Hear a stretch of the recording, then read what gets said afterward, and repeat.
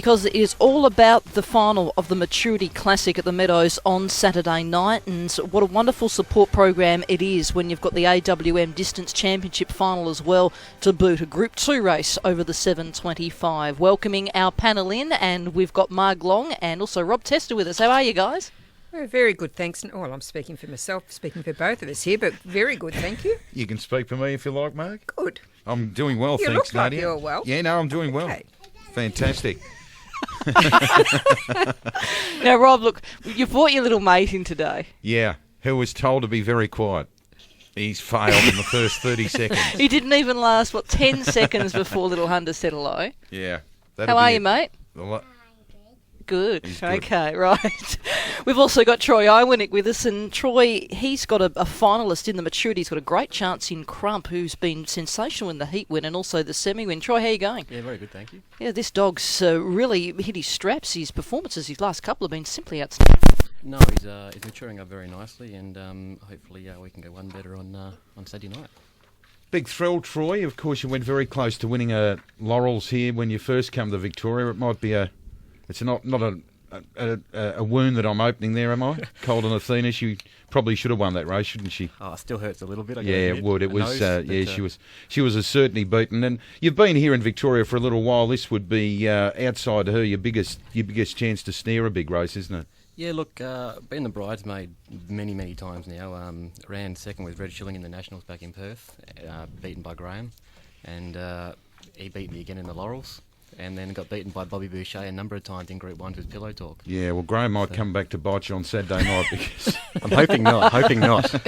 Yes. he's an ever-present force, isn't he? And Schroeder Bale's absolutely flying. Oh, look, clearly the standout on paper with the box draw, but very tough race, and there's plenty of chances.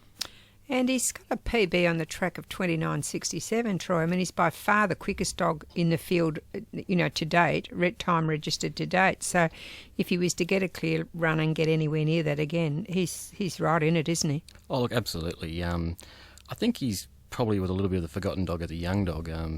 His maiden run at Ballarat, he missed a kick off the 4, went through the field and ran about a length and a half off the track record at Ballarat in his first go.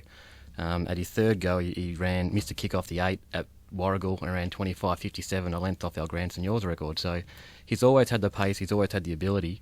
Probably his downfall's been his maturity. He had to learn how to race properly around fields and cost himself a few races. I think, just on that point, at Ballarat, I think he drew the pink in the Western Derby final, and he loomed up and just lost the plot, didn't he, in the second half of that race? He actually got smashed out the boxes in that race, and he ran on and got 4th, I think it was, but in the 3 group races he's been in now, he's drawn 8 in that Derby, 8 in Perth, and then 6 over here. So we've had no good luck with the box draw so far, but at the same time, even in Perth, he was still very unfortunate. He was just making his run in the Derby in Perth and got taken out in the corner.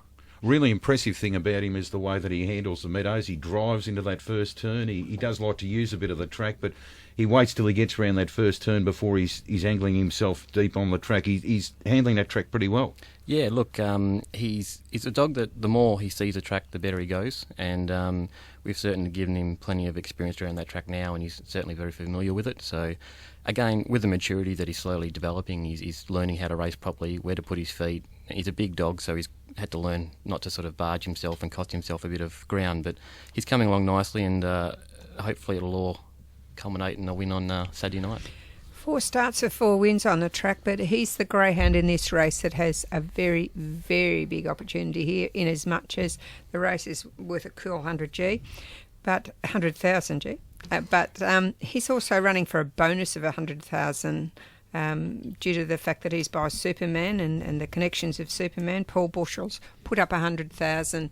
That's split between the breeder and the trainer as such, owners, for the race. And he gets to take home 200,000 if he takes out the race. Yeah. So if you weren't nervous before, you are now. Yeah.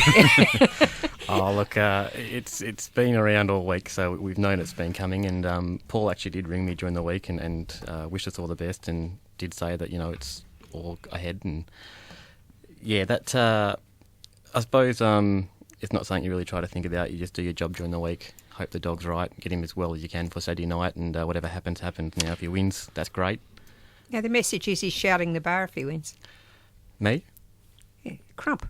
Oh, yes, absolutely. Yeah. Absolutely. Why not? What about this opposition on Saturday night? You would have had a good look at them through the heats and semis, and a lot of them are very exposed dogs like Schroeder Bale and Dinah Nayland.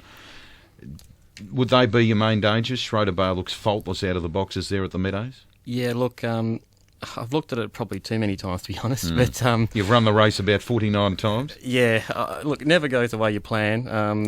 On face value, the way I see it panning out is the 1 and 2 look very early well matched to be going head-to-head. Hoover Jack loves the red, Schroeder Bale very quick off the inside.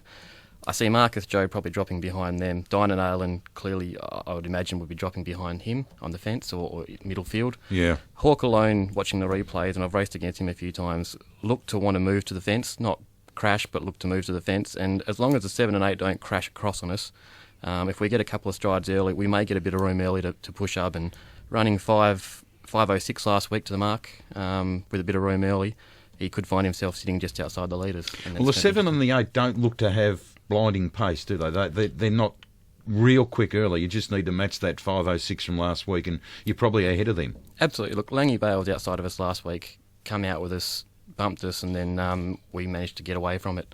Heidi Go Seek, I'm not too familiar with its racing pattern too well, but as long as it doesn't crash left, and when I watched the replay last week, it stayed in a straight line completely out of the boxes, so if that goes to plan, which normally doesn't in races when you look at them on paper, but yeah, only one thing's got to change in Sounds your good in theory, pre-plans, doesn't and it? everything goes out the window, doesn't it? absolutely, Yeah. one dog has to have an off day, or one Yeah. dog has to change his mind and decide he wants to do something different, and everything goes out. So it doesn't normally work out the way you see it on paper, but that would be the way I'd love to see it work out. Guys, I'll just step in here because I've got to update this race at Bendigo, so I'll get this out of the way. An RSN pre